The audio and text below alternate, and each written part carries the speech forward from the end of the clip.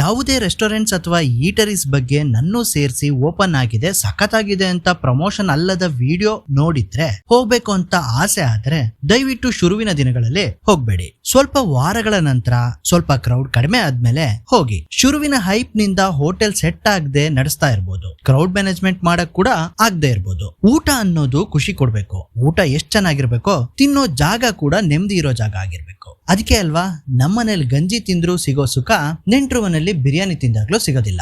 ಅಷ್ಟೇ ಅಲ್ಲದೆ ದೇವಸ್ಥಾನದ ಪ್ರಸಾದ ಕೂಡ ಅಷ್ಟೊಂದು ರುಚಿಸೋಕೆ ಇದೇ ಕಾರಣ. ಸೊ ಅದೇ ರೀಸನ್ಗೆ ಇಲ್ಲಿನ ಕ್ರೌಡ್ ನೋಡಿ, ಅಂದ್ರೆ ತಲ್ಗಟ್ಪುರ ಹತ್ರ ಆಗಿರೋ ಹೊಸ ಮಂಡಿಪೇಟೆ ಮೈಸೂರು ಪಲಾವ್ ನಲ್ಲಿರೋ ಅರ್ಲಿ ಮಾರ್ನಿಂಗ್ ಬಿರಿಯಾನಿಗೆ ಬಂದಿರೋ ಕ್ರೌಡ್ ನೋಡಿ ಇದು ಆಗಿದ್ದಲ್ಲ ಅಂತ ನಾವು ಬಂದಿದ್ದು ಇದೇ ಕನಕಪುರ ರೋಡ್ ಅಲ್ಲಿ KSIT ಕಾಲೇಜ್ ಹತ್ರ ಇರೋ OG ಪ್ರಶಾಂತ್ ಹೋಟೆಲ್ಗೆ. ಮೊದ್ಲಿಗೆ ಆರ್ಡರ್ ಮಾಡಿದ್ದ ಕಾಲ್ ಸೂಪು ಚಳಿಗೆ ಬೆಚ್ಚಗ್ ಮಾಡ್ತೋ, ಟೇಸ್ಟು ಪರವಾಗಿದ್ದಿಲ್ಲ. ಇನ್ನು ದೋಸೆ ಜೊತೆ ತಿಂದ ಮಟನ್ ಫ್ರೈ ಸಖತ್ತಾಗಿತ್ತು. ಬಟ್ ಕೊನೆಗೆ ನಮಗ್ ಬೇಕಿದ್ದ ಮಟನ್ ಬಿರಿಯಾನಿ ಬೆಳಗ್ಗೆ ಸಿಗಲ್ಲ, ಮಧ್ಯಾಹ್ನದ ಮೇಲೆ ಅಂದಾಗ ನಿರಾಶೆ ಆಗಿತ್ತು. ಆ ಆಸೆನ ಚಿಕನ್ ಬಿರಿಯಾನಿ ತಿಂದು ಈಡೇರಿಸ್ಕೊಳ್ಳಕ್ಕೆ ಹೋದಾಗ ಅಷ್ಟಾಗಿ ಹಿಡ್ಸ್ಲಿಲ್ಲ. ಹೊಸ ಹೋಟೆಲ್ ಬಂತು ಅಂತ ಅಲ್ಲಿಗೆ ಎಷ್ಟು ಜನ ಮುಗಿಬಿದ್ರು ಈ OG ಹೋಟೆಲ್ ನ ಟೇಸ್ಟ್ ಕದರ್ ಯಾವಾಗ್ಲೂ ಒಂದು ನಾಸ್ಟಾಲಜಿಯಾ ಫೀಲ್ ಕೊಡುತ್ತೆ. ಏನಂತೀರಾ? ಹಾಗೆ ಅಷ್ಟು ವರ್ಷ ಜನರನ್ನ ಕನ್ಸಿಸ್ಟೆಂಟ್ ಆಗಿ ಅಟ್ರಾಕ್ಟ್ ಮಾಡ್ತಾ ಇರ್ತಾರೆ ಅಂದ್ರೆ ಇಲ್ಲೊಂದೇನೋ ವಿಶೇಷ ಇರ್ಲೇಬೇಕಲ್ವಾ? ಇದೇ ರೀತಿ ಕಂಟೆಂಟ್ ಗೆ ನನ್ನ ಫಾಲೋ ಮಾಡೋದನ್ನ ಮರಿಬೇಡಿ. ನಿಮ್ಗೂ ತಿನ್ಬೇಕನ್ಸಿದ್ರೆ ನಿಮ್ಮನೆ ಹತ್ರನೇ ಇರೋ ಒಂದು ಹೋಟೆಲ್ಗೆ ಹೋಗಿ